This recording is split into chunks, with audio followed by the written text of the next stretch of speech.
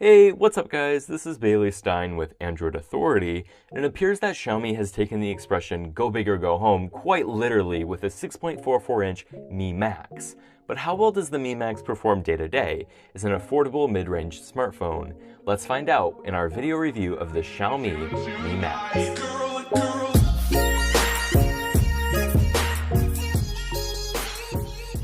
There's nothing particularly shocking about the Mi Max's design, and that's not necessarily a bad thing, as the phone's aluminum construction gives it a premium look and feel.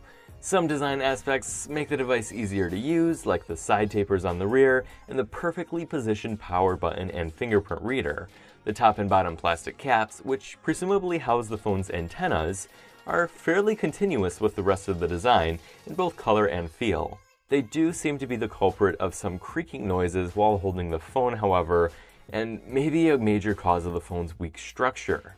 It bends with just a bit of pressure, which is disconcerting to say the least.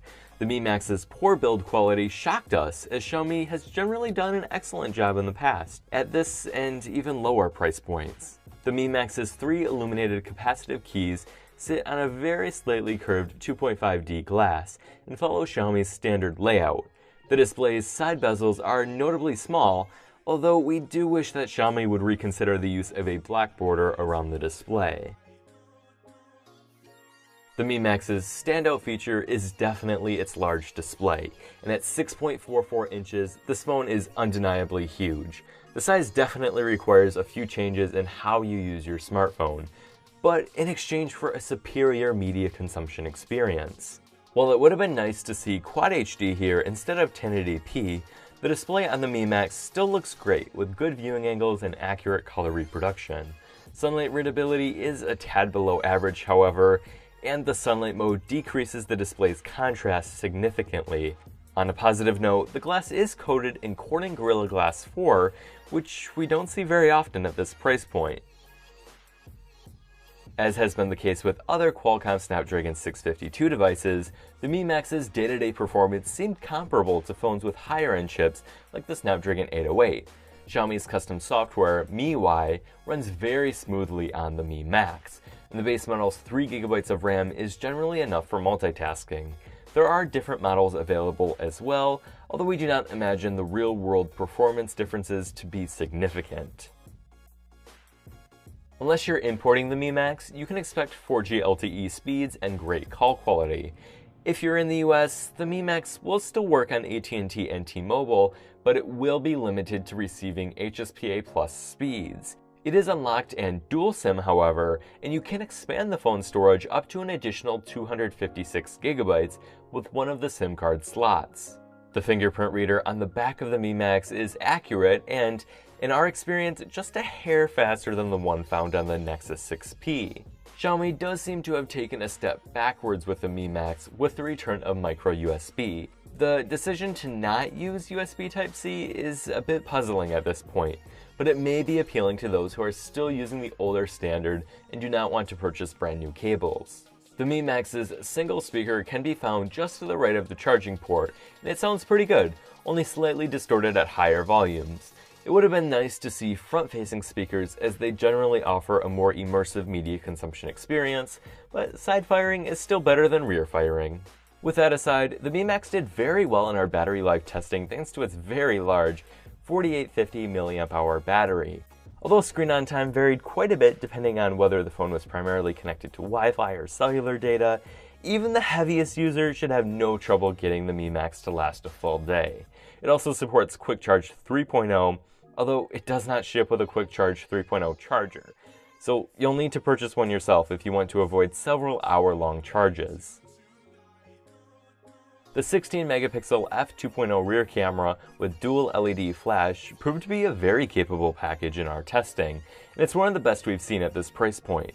The Mi Max captures detail remarkably well, its color reproduction is visually pleasing without being too unnatural, and dynamic range is quite good. It's not perfect, however, as we found the phone's autofocus to be too slow and finicky for a considerable number of situations. Even when holding the device and subject still, the Mi Max would slightly miss focus more than we would normally expect. It also tended to over-sharpen images to the point of recognition in certain images. Low light performance was about average for the price, meaning that you won't be able to reliably count on the Mi Max for a good image in darker environments. We've covered MIUI's camera app quite extensively at this point, but I will mention that it's pretty easy to use while also offering manual control for those who wish to take advantage of it. And that brings us to Xiaomi's also well-covered custom version of Android, MIUI 7. Thankfully, it is shipping with Android 6.0 Marshmallow, and users can look forward to many UI and functional improvements with the MIUI 8 update, which should be released within the coming weeks, and actually automatically found its way onto our unit in beta form. MIUI has received many mixed reviews from Western media, as some have criticized it for being too similar to iOS, while others have praised it for the amount of polish and coherency it offers. After using it day to day myself, I think it's a great alternative to stock Android, especially for users who wish to customize and tweak. The stock apps are well designed, the UI is remarkably responsive, and the ability to do things like restrict data for specific apps is invaluable. To top it off, MIUI receives weekly updates, so you'll be getting bug fixes and new features very often. With all of that said, the software experience for those importing the device is far from perfect. Reseller-loaded bloatware, a hellish bootloader unlocking process, and missing Google apps are all major hurdles that importers will face. Even if you do get Google Apps up and running with the installer app from the Mi App Store, there are still issues to be had. Random Google app crashes, Google Now issues, failure to place calls with Google Voice, and the inability to do things like consume DRM-protected content can make the experience less than ideal for Western users. The Xiaomi Mi Max is now available in China in a number of different models, starting at 1499 yuan or about $228. Each model is available in either silver, gold, or dark gray. While the Mi Max may not be the best fit for the average smartphone user, it's a great option for those looking for a very large device on the cheap. While we were disappointed with the device's build quality, found the imported device software experience to be annoying in some ways, and wish that the phone would come to the US, the Mi Max still has quite a lot to offer for its price. Its impressive camera, excellent battery life, and smooth performance are all great reasons to buy this phone. The mere size of the Mi Max does feel like uncharted territory for Xiaomi, and that's clearly reflected in areas like build quality. If you can get past those quirks, however, the Xiaomi Mi Max is likely the best extra-large option in its price range. Thank you for watching our video review of the Xiaomi Mi Max.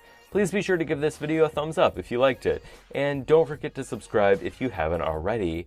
Finally, be sure to visit the Android Authority website for additional coverage, as we are your source for all things Android.